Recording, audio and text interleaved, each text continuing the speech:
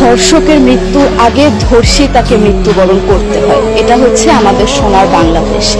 একজন ধর্ষকের জীবনের মূল্যটা এত বেশি যে তাকে ফাঁসির মঞ্চে দাঁড় করা যাবে না। আমরা বাংলাদেশে কয়জন ধর্ষকের নাম জানি যাকে কঠোর থেকে কঠোরতম শাস্তি দেওয়া হয়েছে, যাকে ফাঁসির মঞ্চে দাঁড় করা হয়েছে? আমরা কি আদৌ কেউ জানি না। অথচ আমরা কতগুলো যারা ধর্ষিত হয়েছে তাদের নাম জানি। অনেক বড় এই লিস্ট, আসলে অনেক বড়, বলে শেষ করা যাবে না। কুমিল্লার তনু, মাগুরার আসিয়া, 2 দিন আগেও কিশোরগঞ্জে 8ম শ্রেণীর একটি ছাত্রীকে বাসা থেকে তুলে নিয়ে ধর্ষণ করা হচ্ছে। বাবার হাতে মেয়ে ধর্ষিত হচ্ছে, ভাইয়ের হাতে বোন ধর্ষিত হচ্ছে। আমরা আসলে নিরাপদটা কোথায়? আমার মনে হচ্ছে আমরা যেন আইয়ামে জাহিলিয়া যুগে চলে গিয়েছি।